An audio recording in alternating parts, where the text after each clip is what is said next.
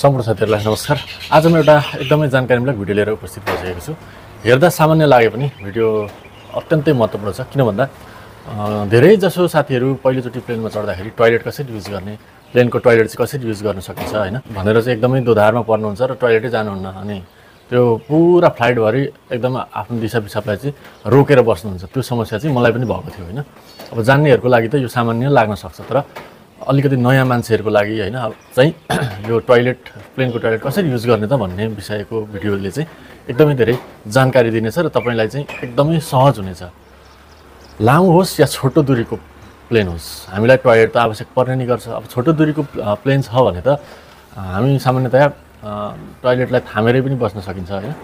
अब तपाईको डायरिया भएको अवस्था छ हैन, पेट खराब भएको अवस्था छ भनेदेखि चाहिँ एकदमै गाह्रो पर्ने गर्दछ। र अलिकति इन्टरनेशनल फ्लाइटहरुमा चाहिँ हैन, विदेश जाने फ्लाइटहरुमा चाहिँ हामी यदि पहिलोचोटी जाँदै छौं भने चाहिँ टोयलेट युज गर्न थाहा भएन भने एकदमै गाह्रो हुने गर्दछ। र आजको भिडियोमा मैले यो प्लेनमा टोयलेट कसरी युज गर्ने त भनेर सामान्य भाषामा बुझाउने कोसिस गर्नेछु। म पनि सुरुमा प्लेन चढ्दाखेरि चाहिँ एकदमै गाह्रो भएको थियो हैन, टोयलेट युज गर्न नजानेर। अब प्लेनमा चाहिँ टोयलेटको एकदमै क्षेत्रफल सानो हुन्छ, सानो एरियामा चाहिँ त्यो सबै सेवा सुविधाहरु अटाउनु पर्ने भएको हुँदाखेरि एकदमै निसासिने टाइपको पनि हुन्छ हैन। तर सम्पूर्ण सुविधाहरु चाहिँ टोयलेट भित्र हुन्छ। हाम्रो टोयलेटहरुमा नभएको सुविधा पनि प्लेनको टोयलेटमा चाहिँ हुने गर्दछ। र हामीले चाहिँ त्यो अलिकति सामान्य जानकारी मात्रै भयो भने पनि टोयलेट जानमा अन्कनाउनु पर्ने, कसैले देख्छ कि भन्नुपर्ने अवस्था रहँदैन। त्यसैले यो भिडियोलाई चाहिँ अन्तिमसम्म हेर्नु होला। पक्कै पनि तपाईहरुलाई यो भिडियोले सहयोग गर्नेछ। यदि तपाईलाई चाहिँ यो भिडियोले सहयोग गरे जस्तो लागेको छ भने लाइक र कमेन्ट गर्न नभुल्नु होला र साथीहरुमा शेयर गर्न पनि नभुल्नु होला। यदि तपाईहरु नयाँ हुनुहुन्छ यस च्यानलमा भने चाहिँ च्यानललाई सब्स्क्राइब गर्न पनि नभुल्नु होला। ल अब हामी भिडियो सुरु गर्छौं। कतिपय कलाकारहरुले पनि विदेश जाने आउने क्रममा चाहिँ प्लेनको टोयलेट युज गर्न नजानेर त्यतिकै मैले चाहिँ थामेर बसेँ भन्ने खालको इन्टरभ्युहरु पनि हामीले सुनेका छौं। यो सामान्य हो, किनभने कुनै पनि नयाँ कुरा चाहिँ सामान्य भए पनि आफुलाई चाहिँ नआउन सक्छ नि त हैन।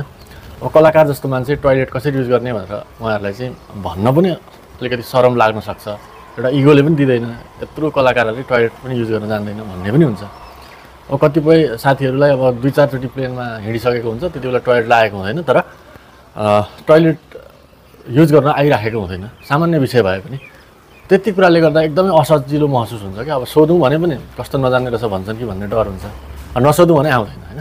अनि त्यो कारणले गर्दाखेरि पनि यो भिडियो हेरेर चाहिँ टोयलेट कसरी युज गर्ने भनेर सहजै जानकारी भयो भने त उहाँहरुलाई पनि सजिलो हुन्छ भन्ने हिसाबले चाहिँ यो सामान्य विषयमा भिडियो बनाउन गइराखेको छु। कृपया भिडियोलाई अन्तिमसम्म हेर्नु होला र हाम्रो च्यानललाई सपोर्ट तथा माया गरिदिनु होला। आजको भिडियो चाहिँ मैले कोरियन एयरमा म कोरियाबाट नेपाल आउने क्रममा चाहिँ बनाएको हो र यो कोरियन एयरकै भिडियो हो, कोरियन एयर भित्रकै भिडियो हो। तर त्यो अलिकति सिस्टम चाहिँ एयरलाइन्स अनुसार थोरै फरक हुन सक्छ, तर धेरै फरक हुँदैन। हामीले एउटा कुनै एयरलाइन्सको टोयलेट युज गर्न जाने भने अरूको पनि जान्दछौँ, त्यस्तो गाह्रो छैन। भिडियो अन्तिमसम्म हेरेर भिडियो कस्तो लाग्छ कृपया कमेन्ट गर्न नभुल्नु होला। यो चाहिँ कोरियन एयरको ढोका हो। यो चाहिँ एकदमै ठेल्ने खालको हुन्छ र ती फोल्ड हुने हुन्छ, सानो खालको ढोका हुन्छ। छिरेर भित्रबाट बन्द गरिहाल्नुपर्छ र यो लक गर्न भुल्नु हुँदैन। यदि हामीले लक गरेनौँ भने चाहिँ बाहिर यसरी ग्रीन आउने गर्दछ। यो ग्रीन आउनुको अर्थ यो ग्रीन सिग्नल भनेको चाहिँ भित्र मान्छे छैन भन्ने हो।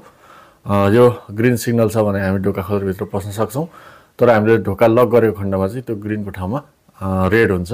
र विशेष गरी प्लेनमा चाहिँ नो स्मोकिङ अनि व्हील चेयरको मान्छे पनि भित्र पस्न मिल्ने र यो बच्चालाई डायपरहरु चेन्ज गर्न मिल्ने भन्ने खालको संकेतहरु हुन्छ।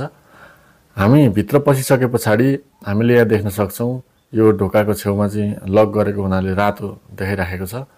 यतापट्टि बच्चालाई डायपर फेर्दिने ठाउँहरु छ। त्यसै गरेर यहाँ चाहिँ फोहोर फाल्ने ठाउँ छ। हामीले त्यसमा चाहिँ ठेलेर त्यहाँ हामीले युज गरेको टिस्यु पेपरहरुलाई चाहिँ हामीले त्यहाँ फाल्न सक्छौं। अनि यता माथि हेरियो भने टिस्यु पेपरहरु विभिन्न खालको हात पुस्ने अनि टोयलेट सफा गर्ने, टोयलेट पुस्ने पेपरहरु पनि हुन्छ। हामीले चाहिँ यहाँ थिचेर फ्लश गरेर चाहिँ टोयलेटलाई हामी बगाउन सक्छौं।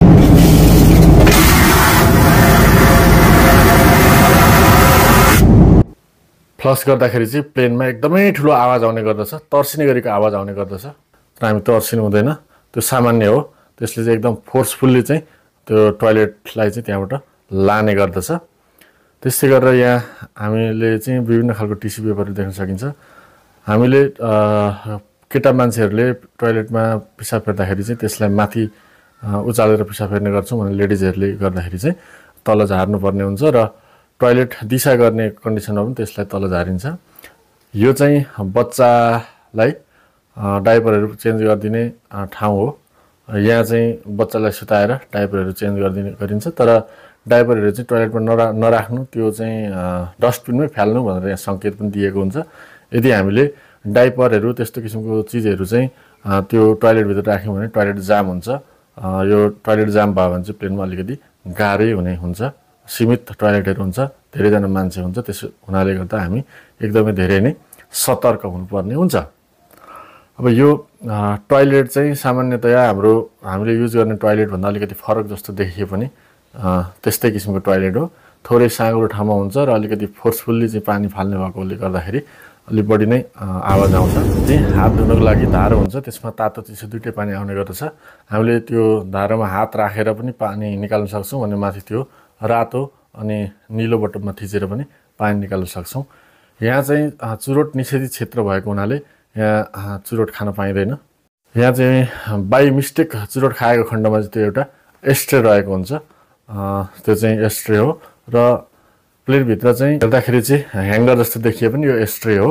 र बाँकी यहाँ रहेका अन्य चाहिँ यिनीहरू चाहिँ ह्याङ्गर हुन्, जसमा चाहिँ हामी झोला अथवा हाम्रो कपडाहरू चाहिँ त्यहाँ टाङ्न सकिन्छ टोयलेट गरेको अवस्थामा।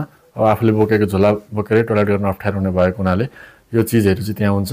यो चाहिँ स्पिकर हो। यो कुनै पनि अनाउन्समेन्ट भएको बेलामा चाहिँ त्यहाँ स्पिकरबाट आवाज सुनिने गरिन्छ। त्यस्तै गरेर यो चाहिँ बिचमा रहेको यो चाहिँ अक्सिजन हो।